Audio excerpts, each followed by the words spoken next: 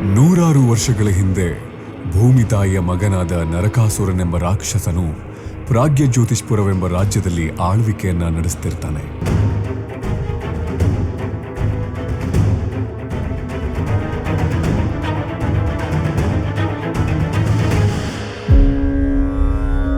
ಅವನು ಬ್ರಹ್ಮದೇವರಿಂದ ತನ್ನ ತಾಯಿಯ ಕೈಯಿಂದ ಮಾತ್ರ ಸಾವಾಗಬೇಕು ಎಂಬ ವರವನ್ನ ಪಡೆದಿರುತ್ತಾನೆ. ಆ ವರದಿಂದ ಗರ್ವಗೊಂಡ ನರಕಾಸುರ ಅತಿ ಕ್ರೂರನಾಗ್ತಾನೆ. ತನ್ನ ಇಡೀ ಸಾಮ್ರಾಜ್ಯವನ್ನ ಅಂಧಕಾರದಲ್ಲಿರಿಸುವುದಷ್ಟೇ ಅಲ್ಲದೆ 16,000 ರಾಜಕನ್ಯೆಯರನ್ನ ಅಪಹರಿಸಿ ತನ್ನ ರಾಜ್ಯದಲ್ಲಿ ಬಂಧಿಸಿಡುತ್ತಾನೆ. ನರಕಾಸುರನ ಈ ಕ್ರೂರ ವರ್ತನೆಯನ್ನ ತಾಳಲಾಗದೆ ದೇವತೆಗಳು ಶ್ರೀಕೃಷ್ಣ ಪರಮಾತ್ಮನ ಬಳಿ ಹೋಗಿ ಸಹಾಯವನ್ನ ಬೇಡ್ತಾರೆ.